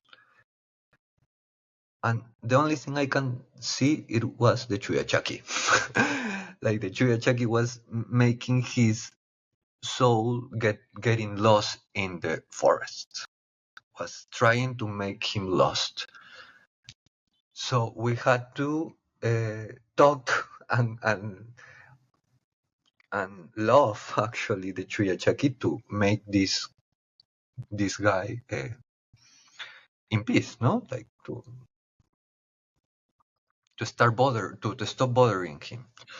No? So maybe in our culture we call it emptiness, depression, but in their culture they call it chuyachaki. No, it makes you lost in the forest. That's the way they say it, and we say depression, no, or lack of meaning in our life. No? They call it kushuska, no, the pink dolphin. We call it sexual abuse. But if you listen the story, it's exactly the same. Now, why that happened? Because of the archetypes. No, if that's possible, that in every culture something appears and it's the same, because there are patterns. There are patterns, and the big question is that pattern. It's alive. That pattern have autonomy, has conscious, can decide. It's alive. That force, it's alive. I'm sure it's alive. I'm sure it's alive. But I'm sure too that it's good to have it as a question. No, it's alive or it's not alive. No, it's an archetype. It's like a brick to build a house. No, the archetypes are bricks, or the archetypes are beings. No? I think that question, not even Jung answered it. No, he said that archetypes was autonomous, but he didn't explain what he meant about autonomous. No? like precisely. Um, yeah, yeah.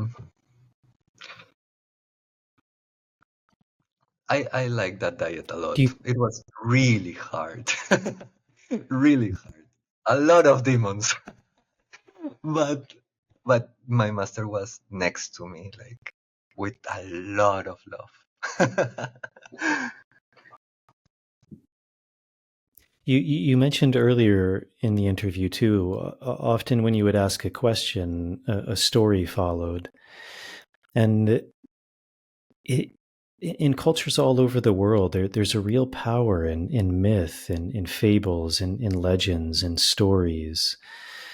And it seems like something in the West we've really lost, or we've moved away from. We kind of look at things like myths, and we disregard them as if they're not real, as if they have no power. It's just a story that you tell children, but there's no deeper meaning behind it. There's no, even a teacher who I study with, his name is Amika. You would say that real stories, they have códigos de sanación. They have like healing codes that are woven into these stories. That literally, it's not just the story. There's deeper healings that can happen from the story.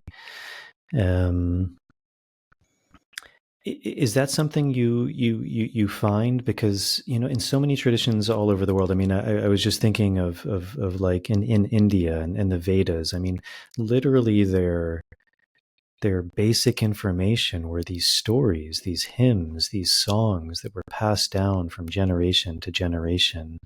These archetypes in the Amazon, these stories, these legends.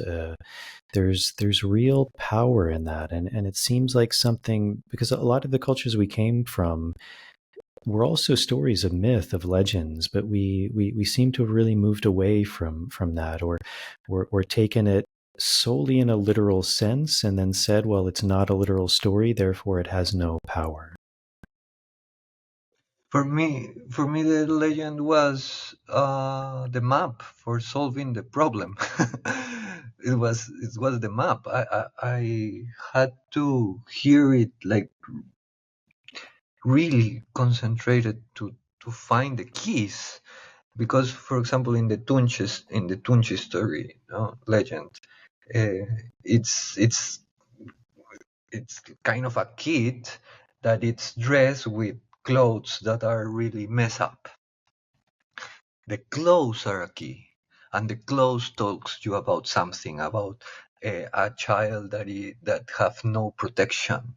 The how cold it feels because it don't have any protection, any abrigo, no? Entonces, so the clothes was a key in that legend, and then my clothes became something else.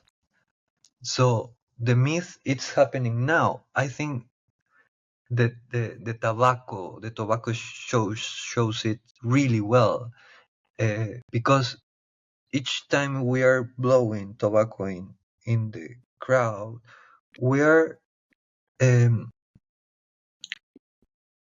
performing the myth of God blowing the spirit into our bodies, into these clay or mud bodies Adam made from the earth, from mud. Then God came and put his spirit on it. Huh? So when we blow the tobacco, we are putting that spirit in the body. We are performing the myth. The myth it's getting into an action.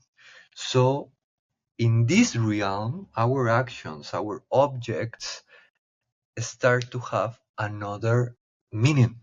Start our gestures. No, if I remember my maestra put a lot of agua florida in her hands and start like in my head, combing my hair, like um combing my hair. No, each time I comb, I remember that moment, and it's like, wow, it means a lot. It's not just okay, I'm putting up my hair.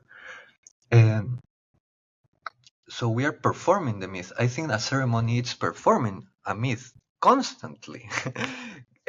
For healing, for example, for healing sexual abuse. Uh, What does the master says? That they have to get into the water, fight with the dolphin, the pink dolphin, and save the mermaid from them, and take it out back to the lake.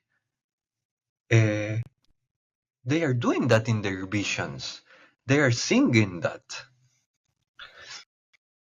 They are doing the myth.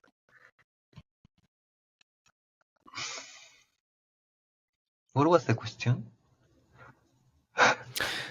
I think just that the power of myth and maybe how in the West we've lost that. Yeah, and on the West, I think that we have a lot of theory, a logical thoughts. Even our art, no, contemporary art, has no myth.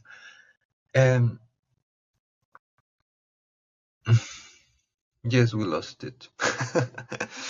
I recommend a really good book about Western society, like the origins of Western society. It's a book from Peter Kingsley, and he tells the origins of Western society, the myths in which Western society was raised, but basically his thesis is about pre-Socratic thinkers, that they were shamans. No, Heraclitus, the shamanism of Western. He bring back the shamanism of the Western society and show how that shamanism make the society develop. Well, he's a big one. I explained it so bad. I'm sorry, but he's a great writer. The book, it's called "In the Dark Places of Wisdom." It's a beautiful book about myth and Western society. He saves that. He make us remember that Western society came from myths too, even though we lost it. So you mentioned in the beginning you're interested in your interest in Socrates and even that it's a myth. I mean, maybe he was a literal person, but maybe not. Maybe it was a myth. But there's a tremendous power there. I mean, I think anyone with an open mind who reads the words of Socrates, it's quite revelational. I mean, there's literal healing codes in those stories. It shapes your worldview. It shapes your cosmovision. You also mentioned you studied psychology, and you mentioned Jung a few times, and many people consider Carl Jung a shaman of the West. I mean, because he was also literally very interested in shamanism, but also his ideas of archetypes, his idea of going into the mind, of the unconscious, of the dream space, which we've also in a lot of our societies become very disconnected from the dream space. And in these indigenous societies, the dream space was seen as not only important but vital. It often literally guided the lives of groups of people.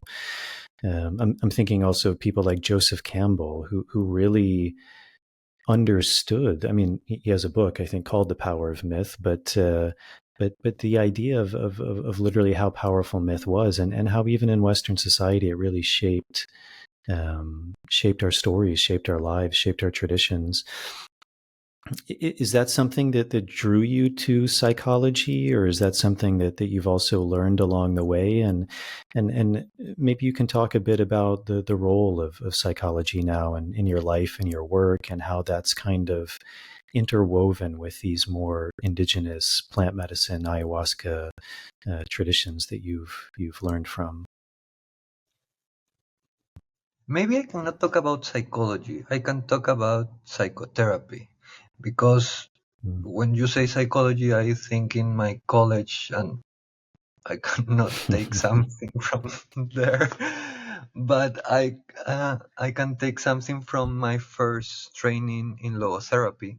I choose logotherapy as my first model, as my first model, um, because it was the only Viktor Frankl was the only one that speaks about the spirit as a part of the person. And as I've been telling you, I was not that interested in the biographical part, in the individual, in the in the personal part. I was more interested in that mystery, that thing that it's bigger. So I study logotherapy to understand how to connect the individual with that that it's bigger.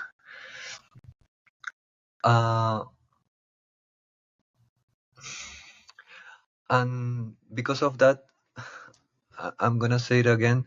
I think there is a big difference between energetics, and spirituality.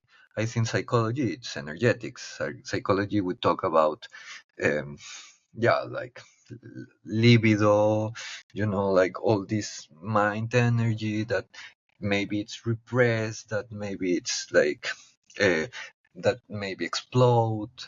It's like the movement of the energy into the person, and you can get an analysis of it, get a diagnosis of how this energy moves, how this energy act, behave.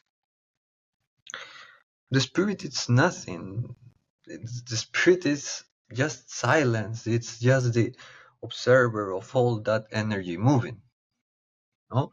So I think that difference is important uh,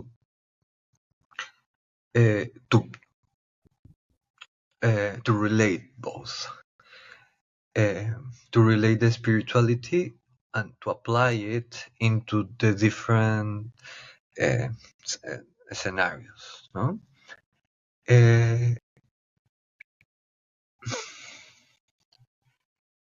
After I studied psychology and after I studied logotherapy and I understood the difference between like all the psyche processes, the psyche energy and the spirit that just observe, um, I continue in family constellations that I love it because of the transgeneral trauma and because of the movements of the energy too.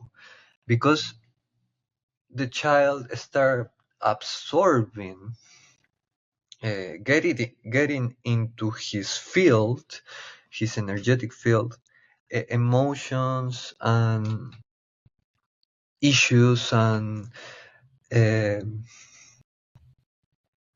charge from other generations, other people that he even don't know, no, that child don't know. And in the constellation, you have to do movements, spiritual movements, for uh, releasing that energy, that tough energy. No, and you have to respect. You have to watch with love. You have to open your heart. You have to surrender. You have to honor, to bow. You have to show love for that energy to move, for that energy to solve, for that trauma to calm down, to for that person that had a really bad death, a traumatic death, finally find peace. So again, there is there is an energy, no, a death ancestor, an ancestor that it's not well death, no, that's how we call it in constellation. That ancestor didn't die well. He's still kind of alive. His energy is still like around us. So we need to do an spiritual act to make that ancestor lay down and rest in peace. Mhm. So with that game of energy and spirituality, it's really easy for me to put it in ceremonies, to put it in the ayahuasca process, in diets, because I'm always watching and saying, okay, what energy I'm dealing with? I'm dealing with the energy of roses. I'm dealing with the energy of dead people. I'm dealing with the energy of a jaguar, or I'm dealing with the energy of drugs. Okay, that's the energy. So what are the spiritual resources we need for that?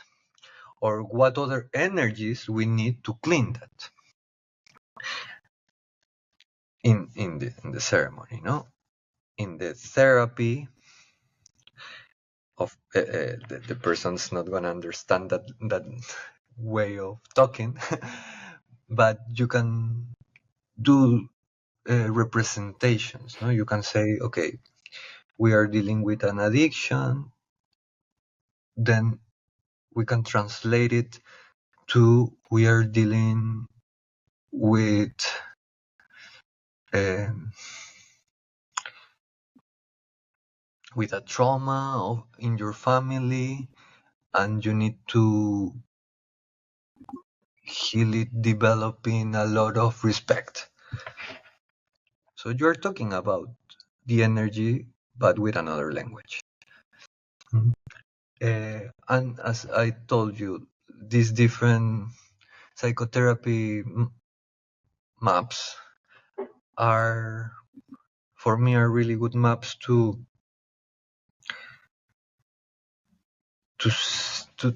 identify what I'm moving, what I'm dealing with.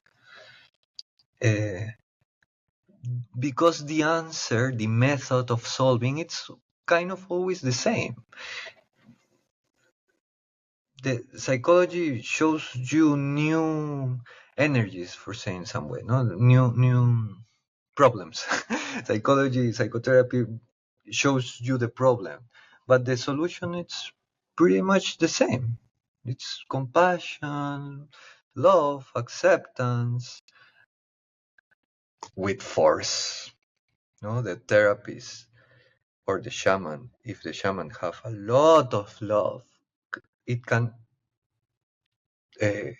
pass it to the client and help the client to develop its love.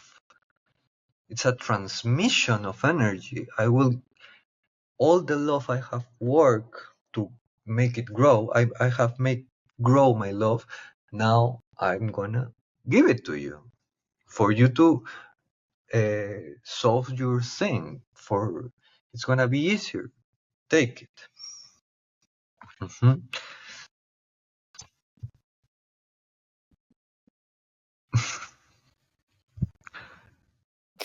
You said you also work with family constellation. Can you speak about that? I would imagine some people are familiar with that, but I think a lot of people aren't, and it's something I think that's becoming more popular. It's more in people's awareness now. But can you speak about that?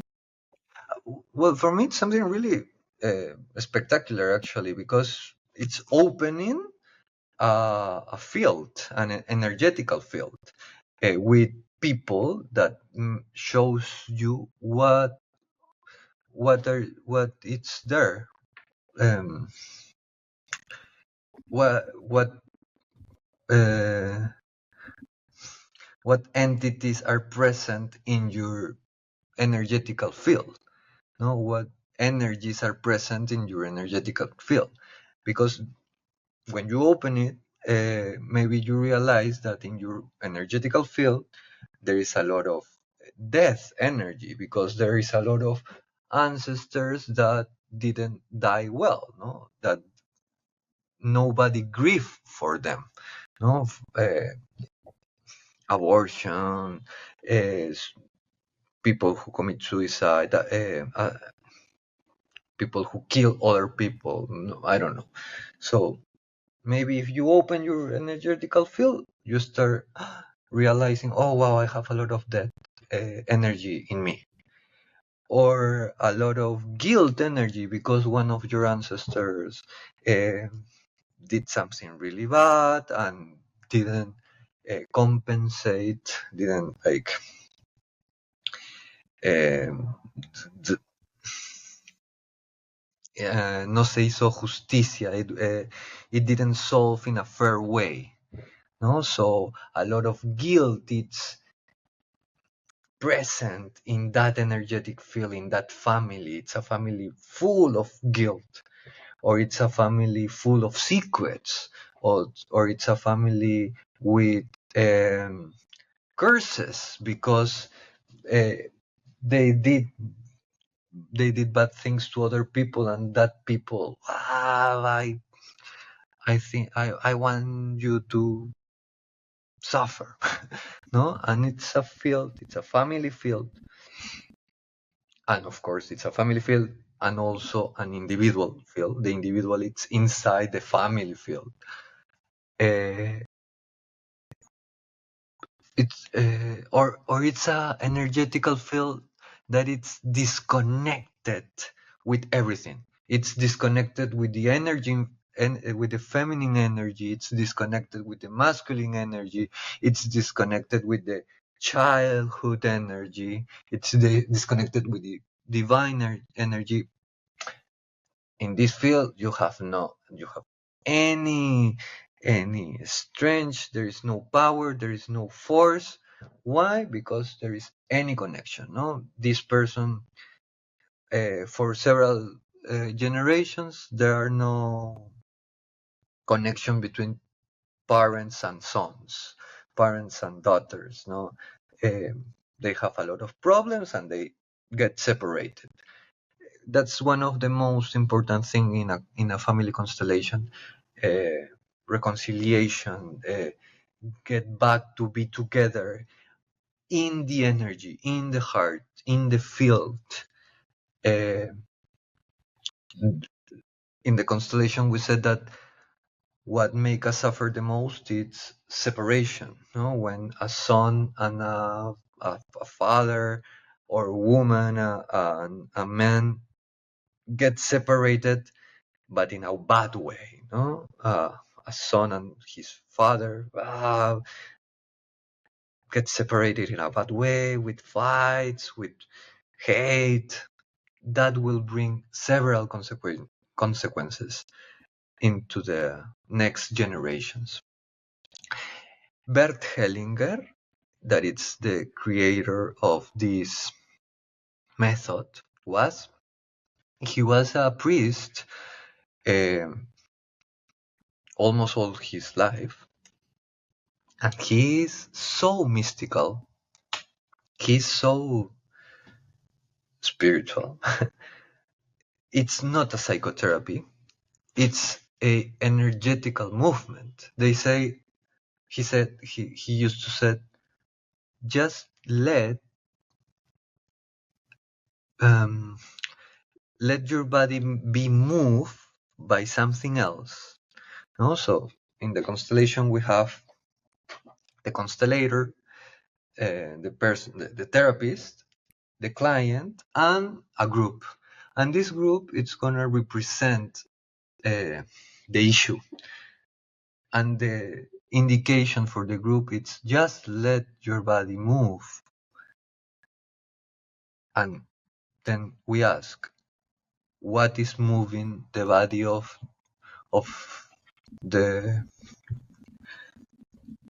that people? Because the information that came up, it's amazing. It's really precise. For me, as we were talking about ayahuasca, the constellation, it's a method of knowing. It's a method for approaching the reality, to get information. There is a lot of people that not know nothing about their family. They have no information about their family. But in the constellation, the information came up because the information is there. It's in the akasha, it's in the field. And with this method, we can get, there is an access to that information. So the constellation, as the same as ayahuasca, helps a lot to heal, but also it's something else. It's something bigger. It's a spiritual path, because it talks about a lot about acceptance, and also it's a method to knowing, to study the reality. It's something big, the constellation, and for me, it saved my life several times. When in the diets, after the diets, I came back to the city, and I was like, what's going on? Like the mermaids, the mermaids, and these spirits without head, and the chaikunis and the horses. Okay, how can I translate all this to my work and to my process? And also really difficult things that I had in my visions that I couldn't understand in the constellations were clearly solved. No, logotherapy, the constellations, and Jung helped me to translate all my diets into my work and for my own process. Without them, I think that I will be like, I will be a Shipibo. I will be there like telling myths and fishing, But thanks to them, I can talk about it. No, not only telling the myth, but getting like explaining the myth and using it as a therapy. No? So Hellinger, Frankel, Jung, Buddhism, it helps me a lot to translate the dimensions, the layers I was driving with ayahuasca, navigating. I noticed on your Casa Doctor page, it looks like you're doing a lot of work with I think you call it holistic sexuality. What kind of work is that? How would you describe that?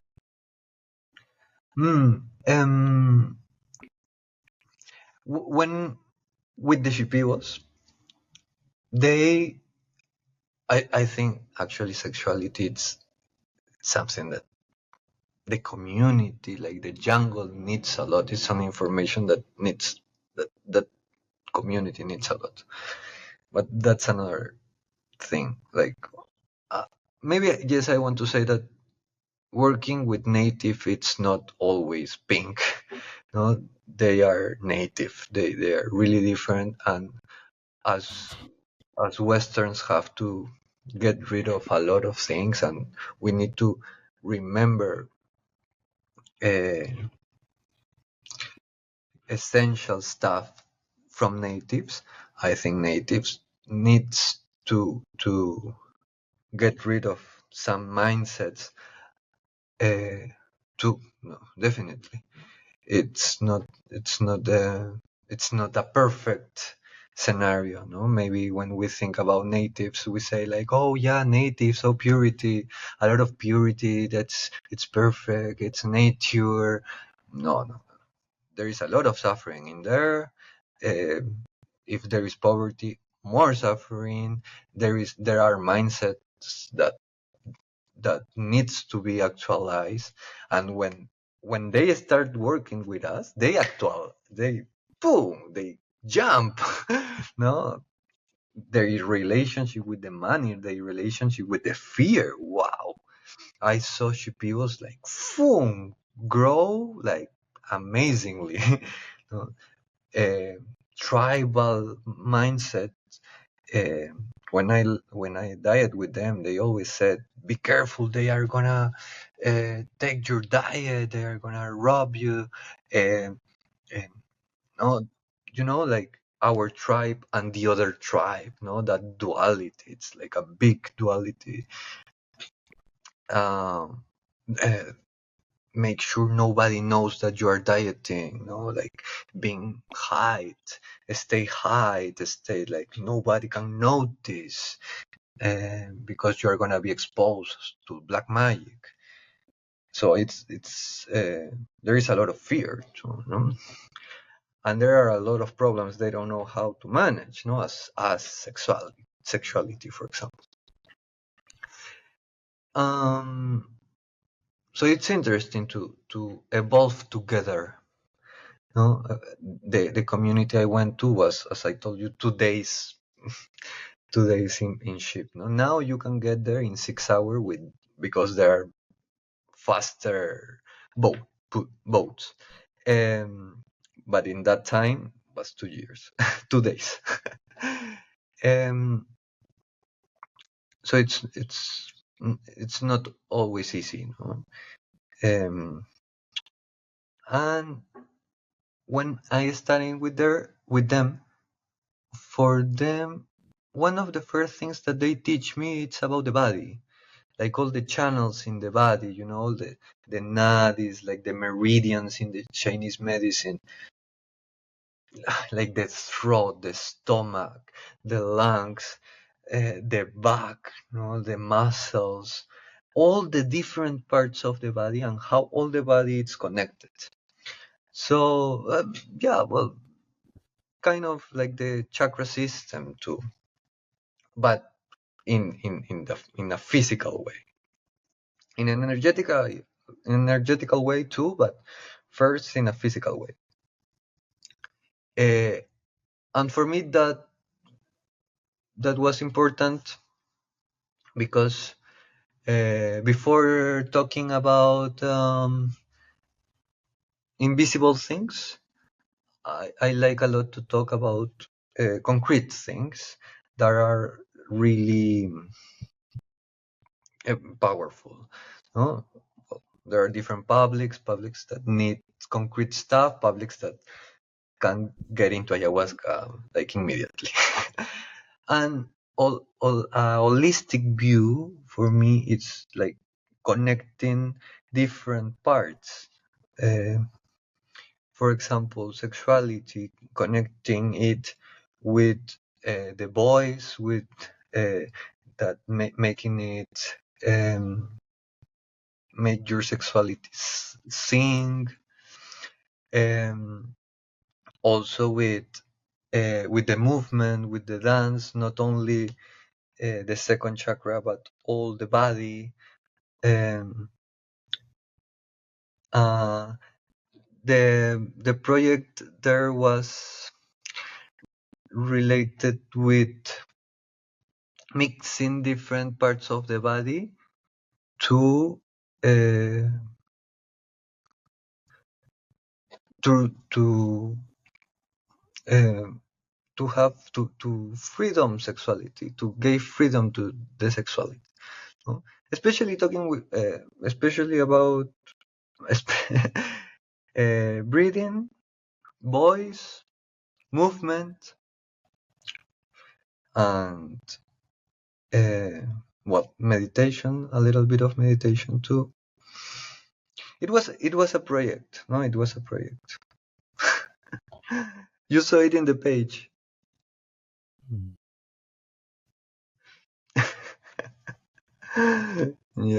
Yeah, it was a project, but actually I'm not doing that project anymore. This year I decided to take a rest, take a pause, and find a new way to share, no? What I have to share. Yeah, I really want like a community of people.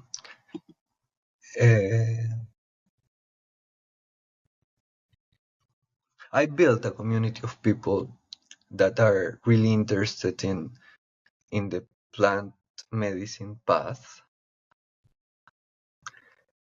and I want to discover how to hold that community. No? A lot of people that want to diet, that want to keep drinking ayahuasca. I want to discover how to do it, and also I think this is a really lonely path. Because of this, I was telling you, no, like you have to hide, don't tell anybody what you know, like your wisdom have to be for you. But now I think, well, at least my masters are getting more and more open. So am I. And these kind of tokens for me are like really necessary, no? To talk with other people that work with plants, that that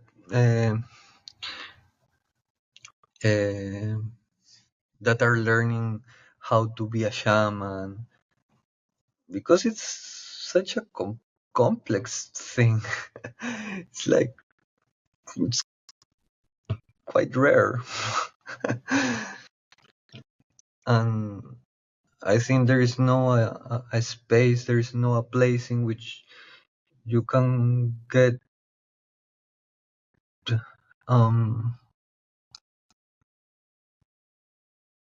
and share and like a supervision, how do you say it, like a group of,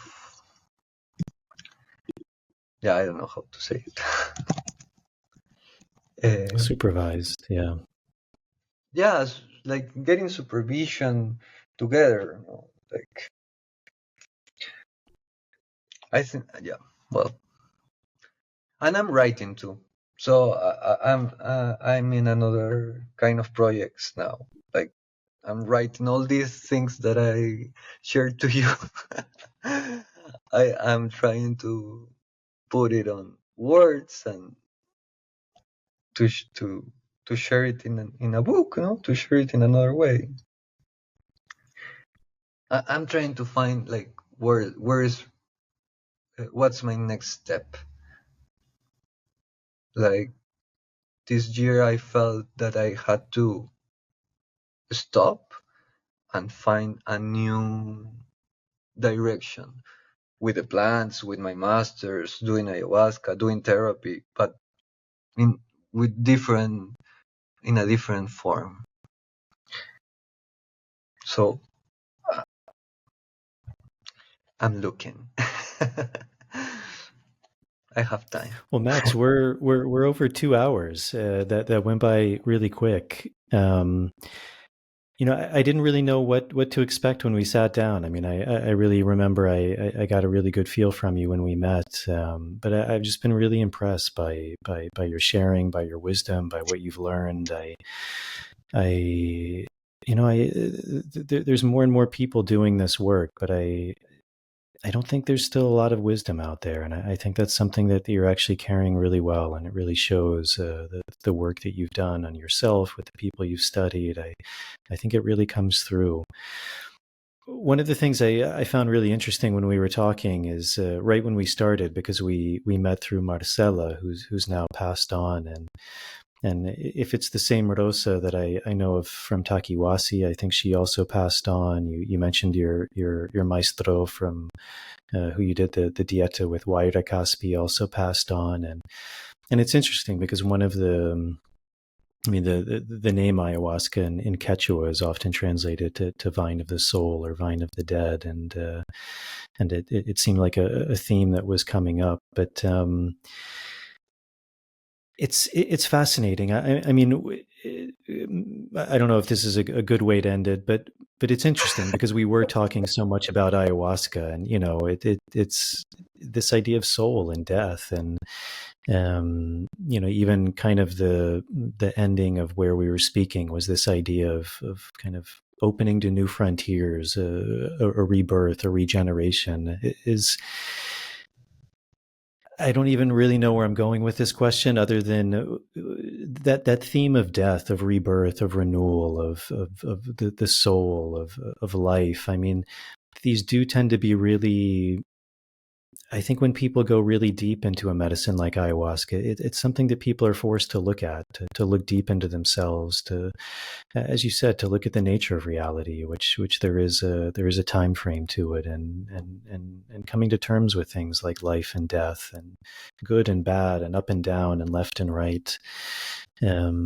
I think the way you described ayahuasca is so beautifully, and yeah, it was just a reflection that came up that I think was very interesting, because a lot of these teachers, they have passed on, and there is a real wisdom there, and I think there's something in also giving voice that in a way keeps those people alive as well.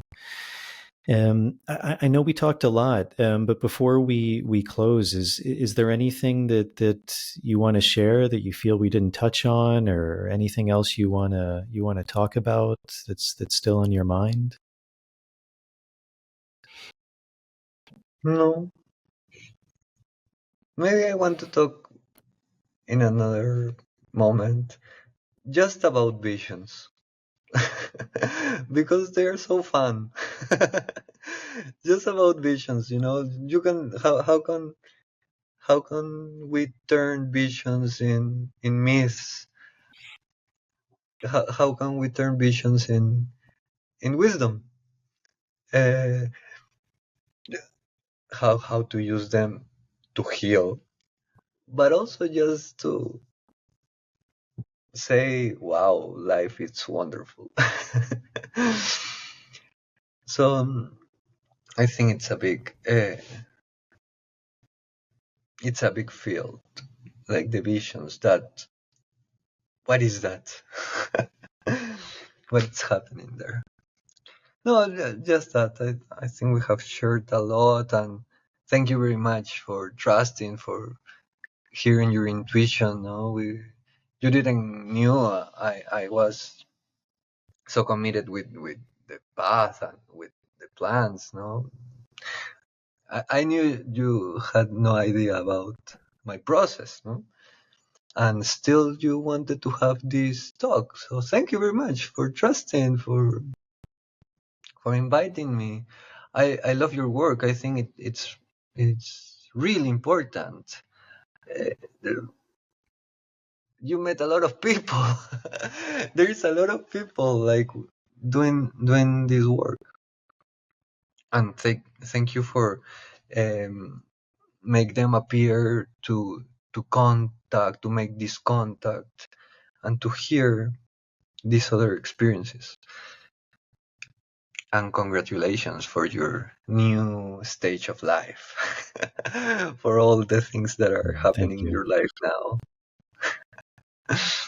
So Yeah. Well, thank thank you, you. Max. I really enjoyed this conversation. I think you have a lot of wisdom and a lot to share. And I think we could easily go another 2 hours. I mean, there was all sorts of other notes that I was taking about, especially in the realm of ayahuasca and plant medicine. I think there's so much there that we could continue to talk about. So whether that's in person when we meet up in the Sacred Valley or maybe round 2 of this podcast, I'd really love that. So just thank you so much for coming on and sharing and just really the work you've done, because as I said, it really shows in what you're speaking, how you're speaking. So if anyone's listening to this and they're interested to learn more about you or to reach out about you and see more about your work, what's the best way to do that? Instagram, I think, like arroba casa, CASA, underline doctor. I think that's the best way of contact me. hmm Um, sorry for my English. I hope next time it will be in Spanish. Well, we spoke a little before we started. I offered to do the interview in Spanish, but I'm glad we did it in English because your English is better than my Spanish. So and also the majority of the audience I think is English speaking, so I think they'll get more out of it. But maybe that's an idea. Maybe round 2 we do it in Spanish to open it up to a different audience as well, and you can express yourself even I'm sure much better as well. So. Yeah, But your your English is questions, amazing. You have nothing to apologize for. your questions are really good, and I think that Peruvians need to hear these things a lot. Like I always see like Mexicans, people from Chile, from Argentina developing these workshops about plants, and I said like, and Peruvians, Peruvians are not developing nothing. Okay, I need to put myself to work. Yeah, I think that doing this in Spanish will it's it's a big audience too. I think it's Yeah. gonna be good for us too. Well, let's do that. Maybe the next time we meet in person, let's sit down in person and do it in Spanish, and then Yeah. we'll cover both ends that way. So Different perspective. Great. yeah. Well, thank you so much, Max. I'll put a link to that in the show notes, and I hope to get this interview out in a couple weeks, and I'll let you know. But again, just thank you so much for coming on and your time and sharing. I think people are going to get a lot out of this episode. Thank you very much. All right, everyone. That's it. I hope you enjoyed that conversation. It was a pleasure for me to sit down and speak with Max. It was something that I think was a long time coming, and I was really happy with the interview and everything he shared. So I really hope you enjoyed that. As always, if you're able to support this podcast, that's a really big help to me. Patreon is a really good way to do that. I also like it because it's really kind of based on this idea of reciprocity. So if you feel like you're gaining something from this podcast, that's a really big way, a really helpful way to give back. It's a website you can sign up for as little as $1 a month. There's different tiers that you can sign up for. Those tiers give you different things back, things like early access to shows, bonus material, Q&As. As always, to all the people supporting that way, thank you very much for your help. I really appreciate it. And if you're able to support that way, thank you in advance. If you're not able to, as always, helping with the algorithms is a big help. So if you're viewing this, hitting the subscribe button, turning on the notification bell, liking the video, and if you're listening to this, leaving a starred rating and a short review. As I mentioned in the intro, my colleague Merav Artzi and myself have upcoming plant dietas in August in Canada, which I believe is sold out, and in November in the Sacred Valley of Peru. If you'd like more information on that, you can check out my website at nicotianarustica.org. And also, as I mentioned, we have a documentary that just came out about our work, which I think was really beautifully done by our friend Luis Solarot. You can find that on the YouTube Rumble channel, Universe Within Podcast, or just search on YouTube for Sacred Tobacco. I think that's it. Also, at some point soon, we did a brain mapping study, which I hope will be released. I still don't know the results, but hopefully they're good. So I think that's some of the other things in the horizon. My next guest, I have a woman coming on. Her name is Marta Fabregat. She's the teacher of a friend of mine, so that should be a really interesting conversation. I have a guy who recently published a book about his kind of journeying with different psychedelics. That should be interesting. And a couple other people too coming on. I'm kind of getting back into the swing of things. I've been off for a few weeks, but hopefully every couple of weeks there'll be new episodes coming out. So thank you all for tuning in. I hope this finds you all well, and I will see you all on the next episode.